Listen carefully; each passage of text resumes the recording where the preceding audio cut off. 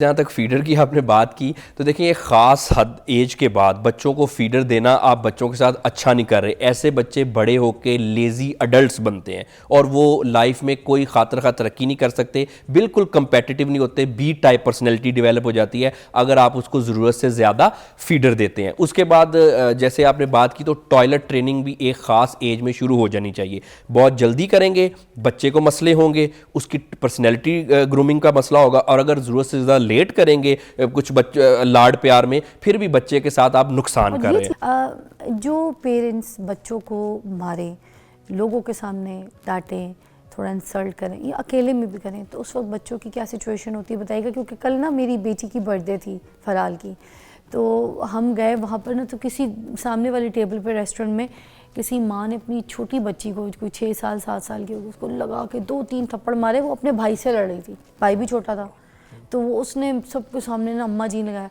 वो खाना खा रही थी फराल, एकदम से कहती है मामा ये क्या तरीका है, व्हाट अ टॉक्सिक मदर। मैंने कहा, मैं मेरी दोस्तों को मैंने कहा मैं कभी इसको हाथ ना लगाऊं। उस औरत को कह रही है टॉक्सिक मदर, तो मैंने कहा मुझे क्या कहेगी। मैंने कहती है नहीं मामा इतनी ज़ोर ज़ोर से मारा है यार, बच्ची बिलक बिलक के रो रही। तो मैंने कहा बच्चे तो ये फील करते हैं।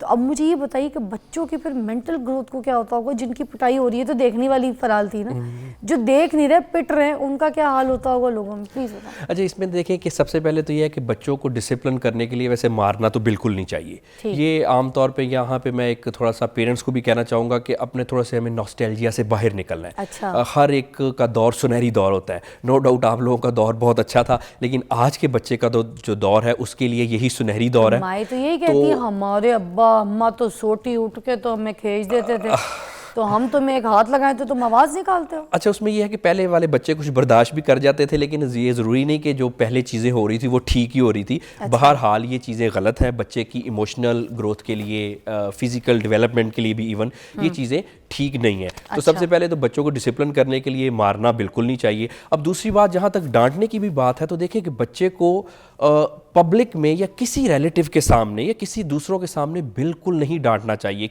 बच्चा कुछ भी करे आप उसको अकेले में समझाएं, क्योंकि देखें डिसिप्लिन हम जब करने के लिए बच्चे को इस तरह से करते हैं तो उससे क्या होता है कि दूसरे के सामने जब बच्चे को डांटेंगे तो बच्चे की सेल्फ एस्टीम डिस्टर्ब हो जाएगी, बच्चे का सेल्फ कॉन्सेप्ट और उसके साथ फिर सेल्फ कॉन्फिडेंस ही ख़राब हो जाएगा। अब आप देखिए कि एक बच्चा जिसका सेल्फ एस्टीम आपने ख़राब कर दी, उसका आपने सेल्फ कॉन्फिडेंस ख़राब कर दिया, चाहे आपने उसको कुछ मैनर्स सिखा लिए, लेकिन ऐसा बच्चा बड़ा हो के माशरे का कोई कारआमद फ़र्द नहीं बन सकेगा। वो सारी उम्र अपने आप से लड़ता रहेगा, कॉन्फ्लिक्ट में रहेगा, अगर हम बच्चों को किसी भी हवाले से डिसिप्लिन करने के लिए पब्लिक में दूसरों के सामने डांटे या मारे। अच्छा फराल, जैसे मेरी बेटी ना अगर किसी सब्जेक्ट में वीक भी होती है तो मैं इसकी टीचर्स को फ़ोन करती हूँ ना कि ये मसला चल रहा है, ये घर में ये कर रही है, इसमें लैक है, इसका ये मसला है, यहाँ पे फंसी हुई है, कोई भी ऐसी चीज़ या इसकी कॉपी खाली हो, कोई इसने काम नहीं किया हो क्लास वर्क, तो मैं फ़ौरन टीचर को बताती हूँ, मगर इसके सामने नहीं मैं इसकी शिकायत करती, मैं अलग से बताती हूँ, मैं बोलती हूँ बताइएगा मत कि मैंने आपको कॉल किया था। हाँ, ये तो बहुत अच्छी पेरेंटिंग करती हैं। मैं तो कहूँगा ऑब्वियसली मुझे भी लग रहा था कि ये इससे बड़ा बच्चा सही रहता है। ऑब्वियसली सब पेरेंट्स को ऐसा ही करना चाहिए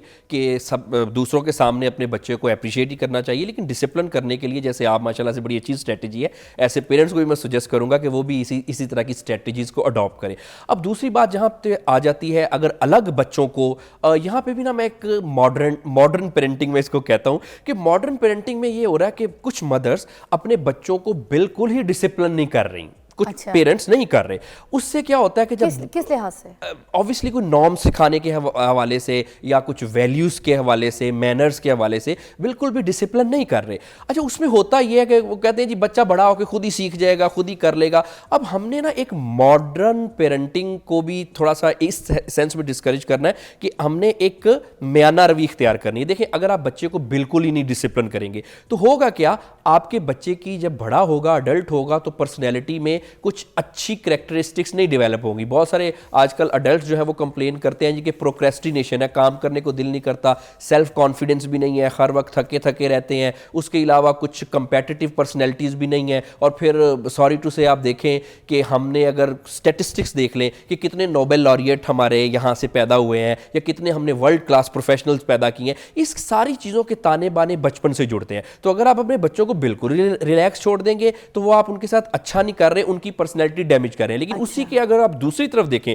अगर हम बच्चों को बहुत ज़्यादा डिसिप्लिन करें, जैसे अभी आपने मार की बात की, वो किसी के सामने करने का तो बहुत ही नुकसान होता है, लेकिन अगर अलग से भी करें तो उसमें देखा ये गया कि फिर ऐसे बच्चों को बड़ा होके कोई पर्सनैलिटी डिसऑर्डर्स हो सकते हैं, कोई OCD ऑब्सेसिव कंपल्सिव डिसऑर्डर ऐसे बच्चों को हो जाता है जिनको हम बहुत ज़्यादा डिसिप्लिन मतलब करें। बच्चों को ट्रिक, टेक्निक, प्यार, मोहब्बत और कंपनी के साथ समझाना है, ना कि जूते लात मार। जी ऑब्वियसली देखें ना, पेरेंट्स को अगर पेरेंट्स मैं यहीं पे अक्सर मेरे पास आते हैं पेरेंट्स क्लिनिक पे, तो वो जी सबसे पहले ये शिकायत करते हैं जी हमारा बच्चा शरारतें बहुत करता है। तो मैं अक्सर पेरेंट्स को कहता हूँ कि अगर बच्चे शरारतें नहीं करेंगे तो क्या मैं और आप करेंगे शरारतें? फिर वो बच्चे थोड़ी हैं। मुझे ये बताइए, जज्बाती निशानियाँ कौन कौन सी होती हैं बच्चों के अंदर?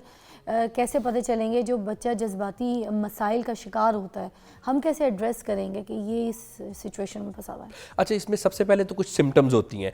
अगर आपका बच्चा उसका कुछ टेम्परामेंट का इशू है, मूड का इशू, आमतौर पे बच्चे शरारतें भी करते हैं और करनी भी चाहिए, एनर्जेटिक भी होते हैं, लेकिन ना बाज़ औक़ात बच्चों को देख के लगता है कि बहुत जज्बाती किस्म का रिएक्शन कर गया। आमतौर पे जैसे किसी चीज़ से थोड़ा सा डांटें या रोकें, सिर्फ रोकें, तो अक्सर बच्चे कुछ कहते हैं, येल करते हैं, मुझे ना रोको, मैं ठीक कर रहा हूँ, मैं ऐसे ही करता हूँ। तो ये आमतौर पे जो बच्चा ऐसा करता है उसको हम समझते हैं कि इसमें अब ये एक साइन और इंडिकेटर है। उसके बाद दूसरी बात ये है कि आमतौर पे अगर बच्चे में ज़रूरत से ज़्यादा हाइपर एक्टिव है बच्चा, उसमें भी बच्चे को आमतौर पे जज्बाती किस्म के मसले होते हैं। फिर आमतौर पे आप देखें कि कुछ बच्चे बेड वेटिंग करते हैं, कि बिस्तर पे आमतौर पे बेड वेटिंग करते हैं, या फिर बच्चे कुछ नींद में बहुत ज़्यादा बोलते हैं। ये भी एक साइंस है कि बच्चे को किसी किस्म का इमोशनल इश्यूज़ जो है बच्चे के साथ चल रहे हैं। लेकिन इसमें अच्छी बात यह है कि जब बच्चा थोड़ा सा जैसे ही एजिंग के प्रोसेस में आता है, थोड़ा बड़ा होता है, तो कुछ इमोशनल डिस्टर्बेंसेस जो है वो खुद ब खुद रिजॉल्व हो जाती हैं। लेकिन अगर कोई 6-7 साल तक ये इश्यूज़ रिजॉल्व नहीं हो रहे,